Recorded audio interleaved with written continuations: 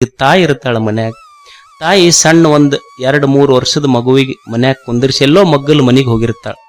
ಹೋಗಿ ಬರೋದ್ರೊಳಗ ಹುಡುಗ ಏನ್ ಮಾಡ್ತಿರ್ತೈತಿ ಅಂದ್ರೆ ಸಿಟ್ಟಿಗೆ ಬಂದಿರ್ತೈತಿ. ತಾಯಿ ಅದಕ್ಕೊಂದಿಷ್ಟ ಹಾಲು ಹಾಕಿ ಒಂದು ನಿಪ್ಪಲ್ಲಿಟ್ಟು ಒಂದು ಬಾಟ್ಲಿ ಕೊಡ್ತಾಳ. ಅದು ಹುಡುಗ ಕಾಲ್ಲೆ ಒದಿತೈತಿ. ಅವಾಗ ಮತ್ತಿಷ್ಟು ಸಂತೋಷ, ಮತ್ತ ಸರಿಸ್ತಾಳ. ಮಗ ಮತ್ತ ಕಾಲ್ಲೆ ಒದಿತೈತಿ, ಮತ್ತ ಸರಿಸ್ತಾಳ, ಗಲ್ಲಾಚಿ ಉಡ್ತಾಳ. ಅದು ಹಿಂಗ ಒದಿತೈತಿ. ಮಗುವಿಗೆ ಕೋಪ ಆಗೈತಿ ಇಲ್ಲಂತಲ್ಲ, ತಾಯಿಗೆ ಸಂತೋಷ ಕೊಟ್ಟೈತಿ. ಸಂತೋಷ ಕೊಡುವಂತ ಕೋಪ ಇದ್ರೆ ಇದಕ್ಕೆ ಯಾವ ಕೋಪ ಅನ್ನಬೇಡ ಹೇಳಿ. ಹೀಗಿರ್ಬೇಕು ಕೋಪ ಅಷ್ಟ. ಮನ್ಯಾಗ ಗಂಡ ಹೆಂಡತಿ ಸಂಸಾರ ಅಂದ ಮೇಲೆ ಸ್ವಲ್ಪ ಆಗತಿರ್ತೈತಿ ಇಲ್ಲಂತಲ್ಲ. ಕೋಪ ಮಾಡ್ಕೊಂಡಿರ್ಬೇಕು, ಅಡಿಗೆ ಮಾಡೋದು ಬಿಟ್ಟಿರ್ಬಾರ್ದು ಅಷ್ಟನ್ನ ಹೇಳು. ಮಾಡ್ಕೊಂಡಿರ್ಬೇಕು, ತಾಪ ಜಗಳ ಆಡಿರ್ಬೇಕು. ಆಡಬೇಡ ಅಂದ್ರೆ ನಡೆಯುವುದಿಲ್ಲ. ಹಂಗ ಸಂಸಾರ ಅಂದ ಮೇಲೆ ಹೆಚ್ಚು ಕಡಿಮೆ ಆಗಿರ್ತಾವ. ಸಂಸಾರ ಸುಖ ಇರ್ಬೇಕಂದ್ರ ಕೋಪ ಮಾಡ್ಕೊಂಡಿರ್ಬೇಕು, ಮಾತು ಬಿಟ್ಟಿರ್ಬೇಕು, ಅಡಿಗೆ ಮಾಡೋದು ಬಿಟ್ಟಿರ್ಬಾರ್ದು. ಮನ್ಯಾಗ ಯಜಮಾನ ಬಂದ ಕೂಡಲೇ ನೀವು ಮಾತಾಡೋದು ಬೇಡ. ಮಗನಿಗೆ ಹೇಳ್ತಿರ್ಬೇಕು, ಈಗ ನಿಮ್ಮಪ್ಪ ಉಣ್ಣಂತ ಹೇಳಿ ನಿಮ್ಮಪ್ಪ ಉಣ್ಣ ಮಠ ನಾವು ಉಣ್ಣೋದಿಲ್ಲ ಅಂತ ಹೇಳ್ತಿರ್ಬೇಕು. ಹಂಗ ಅವ ಅಂತಿರ್ಬೇಕು, ಈಗ ನಿಮ್ಮವ್ವ ಸ್ವಲ್ಪ ಜಗಳ ಆಡ್ಯಾಳ, ಆಕೆಗೆ ಮೊದಲು ಉಣ್ಣಂತ ಹೇಳ, ಆಕೆ ಉಣ್ಣ ಮಠ ನಾವು ಉಣ್ಣೋದಿಲ್ಲ ಅಂತ ಅವ ಅಂತಿರ್ಬೇಕು. ಕೋಪ ಐತಿ, ಮನ್ಯಾಗ ಪ್ರೀತಿ ತುಂಬೈತಿ, ಇದು ಸಂಸಾರ ಅಷ್ಟೆ. ಹಿಂಗ ಬದುಕೋದಷ್ಟೆ. ಇರಬಾರ್ದಂತಲ್ಲ, ಇರಬೇಕು. ಮಗುವಿನ ಪ್ರೇಮ ಇದ್ದಂಗಿರ್ಬೇಕಷ್ಟೆ. ಒಂದು ದೇಹ ಪ್ರಸನ್ನತ, ಇನ್ನೊಂದು ಮನಃಪ್ರಸನ್ನತ, ಮನದ ಪ್ರಸನ್ನತೆ ಇರಬೇಕಲ್ಲ. ಈಗೊಂದು ಟ್ರೆಜರಿ ತಂದಿರ್ತೀರಿ ನೀವು. ಟ್ರೆಜರಿ ತಂದಾಗ ಟ್ರೆಜರಿಯೊಳಗೆ ಏನ್ ಇಟ್ಟಿರ್ತೀರಿ ಹೇಳ್ರಿ? ಕಿಮ್ಮತ್ತಿನ ಸಾಮಾನು ಇಟ್ಟಿರ್ತೀರಿ. ಬಂಗಾರ, ಬೆಳ್ಳಿ, ರೇಷ್ಮೆ ಬಟ್ಟೆ, ಇಂಥ ಕಿಮ್ಮತ್ತಿನ ಸಾಮಾನು ಇಟ್ಟಿರ್ತೀರಿ. ಯಾರೂ ಅದ್ರೊಳಗೆ ಕಸಬರಿಗೆ ಸೇರಿ ಬಿಡುವುದಿಲ್ಲ. ಹಂಗ ಈ ದೇಹ ಅನ್ನೋದು, ಮನಸ್ಸನ್ನೋದು ದೇವರು ಕೊಟ್ಟ ಒಂದು ಕಿಮ್ಮತ್ತಿನ ಟ್ರೆಜರಿ ಇದ್ದಂಗ.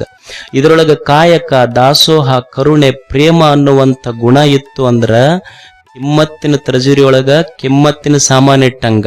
ಮತ್ತೆ ಬೆಳಿಗ್ಗೆ ಕತ್ತಲಾದ ಕೂಡಲೇ ಯಾರ ಮನೆ ಮೇಲೆ ಲಿಂಬೆ ಹಣ್ಣು ಒಗಿಬೇಕಂತಿತ್ತಂದ್ರೆ ಕಿಮ್ಮತ್ತಿನ ಟ್ರೆಜರಿ ಒಳಗೆ ಕಸಬರಿಗೆ ಇಟ್ಟಂಗ ಅಷ್ಟ. ಇದು ಒಳ್ಳೆಯ ಗುಣಗಳು, ಒಳ್ಳೆಯ ಭಾವನೆಗಳು ನಮ್ಮಲ್ಲಿ ಇರಬೇಕಷ್ಟೆ.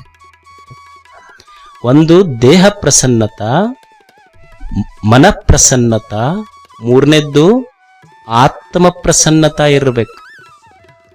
ಆತ್ಮ ಪ್ರಸನ್ನತ ಅಂದ್ರ ಇಡೀ ಮನುಷ್ಯನ ಮೂಲ ಬಯಕೆ ಏನು ಅಂದ್ರ, ಅವನಿಚ್ಛೆ ಸುಖವನ್ನು ಹುಡುಕಬೇಕನ್ನೋದಷ್ಟೆ. ಸುಖ ಎಲ್ಲೈತಿ ಹೇಳಿ? ಸುಖ ಎಲ್ಲರೂ ಬಯಸ್ತೀವಿ ಇಲ್ಲೋ? ಸುಖ ಎಲ್ಲಿ ಹುಡುಕಕತ್ತೀವಿ ಅಂದ್ರೆ we are searching happiness in a wrong places. ನಾವು ಸುಖ ಎಲ್ಲೈತಿ ಅಂದ್ರೆ ಈ ವಸ್ತುಗಳಲ್ಲಿ ಸುಖ ಐತಿ ಅಂತ ಹುಡುಕಾಡಕತ್ತೀವಿ. ನಮಗೆ ಯಾಕೆ ದುಃಖ ಆಗೈತಿ ಅಂದ್ರ ನಾವು ನನ್ನ ಒಳಗೆ ಬಿಟ್ಟು ಅನ್ಯ ವಿಷಯಗಳಲ್ಲಿ, ಅನಾತ್ಮ ವಿಷಯಗಳಲ್ಲಿ ನಾವು ಸುಖ ಹುಡುಕಾಕತ್ತೀವಿ. ನಮಗ ದುಃಖ ಆಗಿದ್ದ ಎದಕ್ಕಂದ್ರ ವಿಷಯ ವಸ್ತುಗಳಲ್ಲಿಯೇ ಸುಖ ಐತಿ ಅಂತ ಹುಡುಕಾಕತ್ತೀವಿ. ಈಗ ನೀವು ನೋಡಿ, ಒಂದು ಸಣ್ಣ ಉದಾಹರಣೆ ಹೇಳ್ತೀನಿ ನಿಮ್ಗೆ. ಈಗ ಒಂದು 3 ಜನ ಹುಡುಗರಿದ್ರಂತ ತಿಳ್ಕೊಳ್ಳಿ. ಒಂದು ಇದಕ್ಕೆ ಹೋಗ್ತಾರ. ಅವ್ರು ಎಲ್ಲಿಗೆ ಹೋಗಿರ್ತಾರ? ಒಂದು ನದಿ ತೀರಕ್ಕೆ ಹೋಗ್ತಾರ. ಅಲ್ಲಿ ನದಿ ಹರಿಯಾಕತ್ತೈತಿ. ಚಂದ್ರ ಬಿದ್ದಾನ, ನದಿ ಹರಿಯಾಕತ್ತೈತಿ. ತಮಗೆ ಏನು ಬೇಕು ಭಕ್ಷ್ಯ ಭೋಜ್ಯಗಳು ಎಲ್ಲ ಅದಾವ. ಊಟಕ್ಕೆ ಕುಂತಾರ. ಆರಾಮ. ಅವ್ರಿಗೆ ಅನಿಸ್ತು ಇಷ್ಟು ಸಂತೋಷವಾಗಿ ನಾವು ಯಾವಾಗೂ ಇಲ್ಲಿ ನೋಡು ಅಂತ. ಏನೈತಿ? ಚಂದ್ರದಾನ, ಬೆಳದಿಂಗಳ ಬೆಳಕೈತಿ, ನದಿ ಹರಿಯಾಕತ್ತೈತಿ, ತಮಗ್ ಬೇಕಾದದ್ದು ಊಟಕ್ಕೈತಿ, ಎಲ್ಲ ಐತಿ. ಇಷ್ಟು ಸಂತೋಷ ಯಾವಾಗೂ ಇಲ್ಲ ಅಂತಂತಿದ್ರು. ಅವ್ರ ಸ್ನೇಹಿತ ಒಬ್ಬ ಫೋನ್ ಮಾಡಿ ಹೇಳದ್ನಂತ. ಏನ್ ಹೇಳ್ದ? ನಿನ್ ರಿಸಲ್ಟ್ ಫೇಲ್ ಆಗೈತಿ ನೋಡಂದವ್. ಹೋತಿಲ್ಲ ಸಂತೋಷ. ಮತ್ತು ವಸ್ತುಗಳಲ್ಲೇ ಸಂತೋಷ ಇದ್ರ ಮತ್ತ ಅವು ಅಷ್ಟು ಇದ್ವಲ್ಲ, ಸುಖವಾಗಿರ್ಬೇಕಾಗಿತ್ತಲ್ಲ, ಯಾಕಾಗ್ಲಿಲ್ಲ? ಹುಡುಗಿದ್ನಂತ. ಅವ್ ಹುಡುಗ ಹೇಳ, ಈಗ ನಮ್ಮ ಅಪ್ಪನ ಜೊತೆ ಇರ್ತೀನಿ, ನಂದು ಒಂದ ಸಬ್ಜೆಕ್ಟ್ ಫೇಲ್ ಆದ್ರ ಗುಡ್ ಮಾರ್ನಿಂಗ್ ಟು ಯು ಅಂತ ಹೇಳಿ, 2 ಸಬ್ಜೆಕ್ಟ್ ಫೇಲ್ ಆದ್ರ good morning to you and your dad, ನಿನಗ ನಿಮ್ಮ ಅಪ್ಪಗಂತ ಹೇಳು ಅಂತ. ಅದು ಮೆಸೇಜ್ ಬಂತಂತ 1 ತಾಸು ಬಿಟ್ಟು, good morning to you, your dad and your whole family. ಅಷ್ಟು ಸಬ್ಜೆಕ್ಟ್ ಹೋಗಿ ನಿನ್ನ ಹೊಸು ಹೋಗ್ಯಾವ ಆ ಕಡೆ.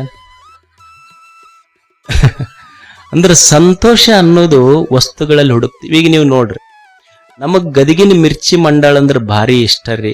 ಅಂತ ನಿಮಗೆ ಅನಿಸ್ತಿತ್ತು ಅಂದ್ರ, ನಿನಗೆ ಮಿರ್ಚಿ ತಿಂದ್ರೆ ಭಾರಿ ಸುಖ ಆಗ್ತೈತಿ ಅಂದ್ರ 4 ಮಿರ್ಚಿ ತಿನ್ರಿ ನೀವು, ಸುಖ ಆಗತ್ತೆ. ಹೌದಲ್ಲ? ಇಷ್ಟ ನಿಮಗದು.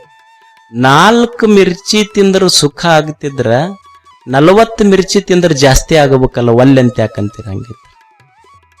ಹೌದಲ್ಲ? 4 ಮಿರ್ಚಿ ತಿಂದ್ರೆ ಸುಖ ಆಗ್ತಿತ್ತು ಅಂದ್ರೆ 40 ಮಿರ್ಚಿ ತಿಂದ್ರೆ ಸುಖ ಆಗಬೇಕಲ್ಲ. ಸುಖ ಎಲ್ಲೈತಿ? ಒಮ್ಮೆ ಮಿರ್ಚಿ ತಂದಾಗ ಸುಖ ಐತಿ ಅಂತಂದು ತಿಂದಿ, ಒಮ್ಮೆ ಸರಸದಾಗ ಸುಖ ಆಗೈತಿ. ಮತ್ತೆ ಮಿರ್ಚಿ ತಿಂದ್ರೆ ಹೊಟ್ಟೆಗೆ ಇಟ್ಕೊಂಡಾಗ ಕೂಡ್ಬೇಕಾಗಿತ್ತು, ಹೊರಗಡೆನೆ ಹೋಗ್ಬಾರ್ದಾಗಿತ್ತು. ಮತ್ತೆ ತಿಂದಾಗ ಸುಖ, ಒಮ್ಮೆ ತಿಂದಾಗ ಸುಖ ಆಗೈತಿ, ಒಮ್ಮೆ ಅದನ್ನ ಹೊರಗೆ ಕಳಿಸಿದಾಗ ಸುಖ ಆಗೈತಿ. ಸುಖ ಅನ್ನುವುದು ಎಲ್ಲೈತಿ ಹೇಳ್ರಿ? ಈಗ ನೀವು ನನಗ ಒಂದು ದೊಡ್ಡ ಸರ ಹಾಕಿದ್ರಿ ಅಂತೇಳಿರಿ, ಒಂದು ದೊಡ್ಡ ಶಾಲ್ ಹಾಕಿದ್ರಿ, ನಮಗನಸ್ ಏನು ಖುಷಿಯಪ್ಪ, ಎಂಥ ಭಕ್ತರು, ಎಂಥ ದೊಡ್ಡ ಶಾಲ್ ಹಾಕಿದ್ರು, ಎಂಥ ಸರ, ಖುಷಿ ಆಗತ್ತಾ ಇಲ್ಲ? ಮತ್ತೆ ಇಷ್ಟು ಖುಷಿ ಆಗಿತ್ತು ಅಂದ್ರೆ ಹಿಂಗ ಶಾಲ್ ಹಾಕೊಂಡ ಹೋಗ್ಬೇಕು, ಬಾತ್ರೂಮ್ನಾಗ ಹೋದ್ರು ಹಾಕೋಬೇಕು, ಮಕ್ಕೊಂಡ್ರು ತೆಗೆಯಬಾರ್ದಲ್ಲ ಅದನ್ನ. ಸುಖ ಖಾಯಮ ಉಳಿತಿ, ತೆಗೆದು ಯಾಕಂತದನ್ನ ಹೊರಗೆ ಹೋದ ತಕ್ಷಣ ಇಳಿದು ಹೋಗಿತೀವಿ ಇಲ್ಲ ಅದನ್ನ.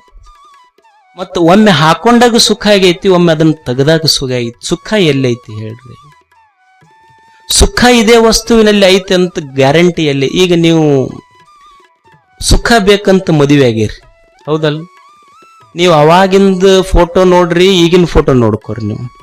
ಅವಾಗ ಏನಿಬ್ರು ಒಟ್ಟ ಈ ಕಡೆ ಇರ್ತಿದ್ದಿಲ್ಲ, ಕೂಡಿ ಬಿಟ್ಟ ಇರ್ತಿದ್ದಿಲ್ಲ. ಈಗ ಒಂದ್ ಆ ಕಡೆ ಕುಂತೈತಿ, ಒಂದ್ ಈ ಕಡೆ ಕುಂತೈತಿ.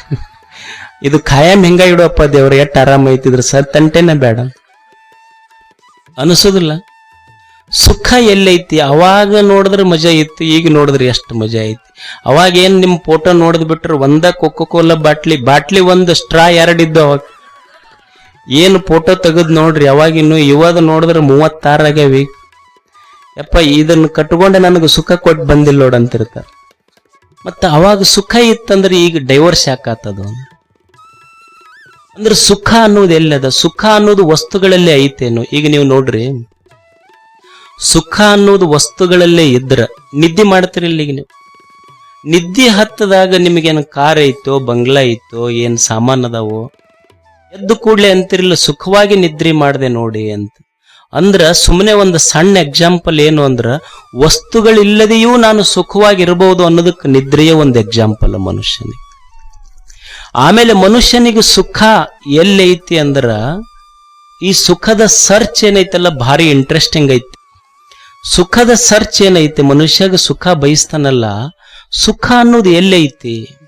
ಸುಖ ಯಾವಾಗ ಸಿಗ್ತೈತಿ ಅಂದ್ರ, ಈ ಮನುಷ್ಯನ ಪ್ರೀತಿ ಏನೈತಲ್ಲ, it is being changed from an object to object.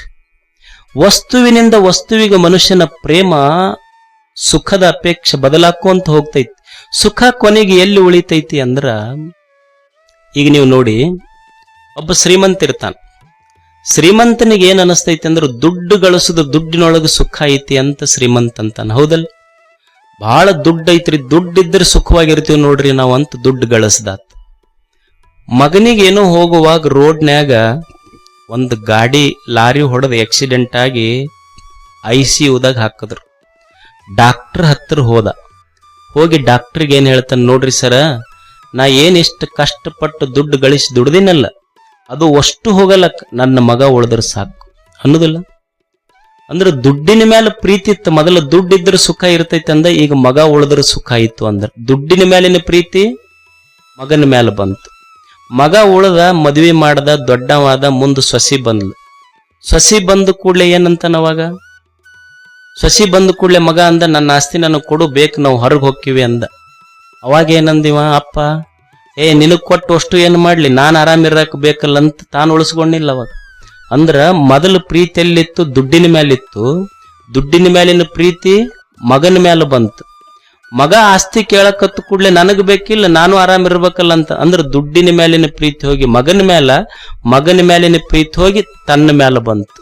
ವಿತ್ತ ಪ್ರಿಯ ವಿತ್ತಾತ್ ಪುತ್ರ ಪ್ರಿಯ, ಪುತ್ರಾತ್ ಪಿಂಡ ಪ್ರಿಯ.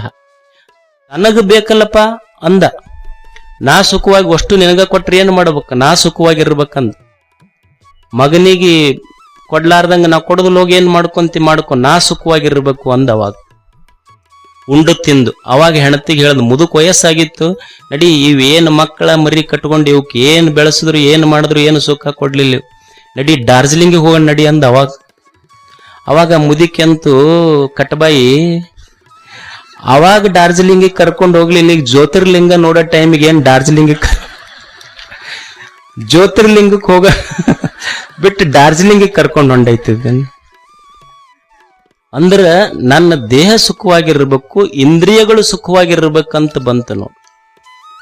ಅಂದ್ರೆ ದೇಹದ ಮೇಲಿನ ಪ್ರೀತಿ, ನಾನು ನೋಡಿ ಸುಖ ಪಡಬೇಕು, ಅಡ್ಡಾಡಿ ಸುಖ ಪಡಬೇಕಂತ ಇಂದ್ರಿಯಗಳು ಸುಖ ಇದ್ರೆ ನಾನು ಸುಖವಾಗಿ ಅಂದ.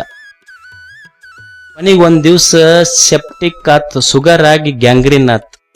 ಗ್ಯಾಂಗ್ರೀನ್ ಆದ ಕೂಡಲೇ ಡಾಕ್ಟ್ರಿಗೆ ಹೇಳ್ದ, ನೋಡಿ ಸರ ಕಾಲು ಹೋದ್ರೆ ಹೋಗಲ್ಲಕ್ಕ, ಪ್ರಾಣ ಉಳಿಬೇಕು ಅಂದ. ಅಂದ್ರೆ ಇಂದ್ರಿಯಗಳ ಮೇಲೆ ಪ್ರೇಮ ಹೊತ್ತು ಪ್ರಾಣದ ಮೇಲೆ ಪ್ರೇಮ ಬಂತು. ಪ್ರಾಣಪ್ರಿಯ. ಏನು ರೋಗ ಆಗಿ ಬಹಳ ಕಷ್ಟ ಆಗಿ ನೋವ ನೆರಳಾಟ ಆತು. ಕೊನೆಗೆ ಗುರುಗಳು ಮನೆಗೆ ಬಂದ್ರು, ಕೈ ಹಿಡದಂತಾನ, ಯಪ್ಪ ಈ ರೋಗ ರುಜಿನಿ ತೊಳೆಯೋದು ಬಳೆಯೋದು ಇದು ಇದು ಇದು ಸಹಿಸಿಕೊಂಡಿರಕ್ ಆಗೋದಿಲ್ಲ, ಈಗ ಈ ಪ್ರಾಣ ಹೋಗಲಿ, ನಾ ಸುಖವಾಗಿರ್ತೀನಿ ನೋಡು ಅಂದ. ಅವಾಗ ಒಮ್ಮೆ ಜೀವನ ಸುಖ ಕೊಟ್ಟು ಇವತ್ತು ಸಾವ ಸುಖ ಕೊಡಕತ್ತೈತಲ್ಲ, ಸುಖ ಎಲ್ಲಿದೆ ಅನ್ನೋದು ಮನುಷ್ಯನಿಗೆ ಗೊತ್ತಾಗುವಲ್ದಷ್ಟೆ. ಈ ಪ್ರಾಣ ಹೋದ್ರೆ ನಾನು ಸುಖವಾಗಿರುವೆ ಅಂತಂದೆಲ್ಲ, ಸುಖ ಅನ್ನೋದು ನಿನ್ನೊಳಗೈತಿ, ವಸ್ತುಗಳಲ್ಲಿಲ್ಲ ಅನ್ನುವುದೇ ಸತ್ಯ. ಇದನ್ನು ತಿಳ್ಕೊಬೇಕು ಮನುಷ್ಯ ಅಷ್ಟೇ.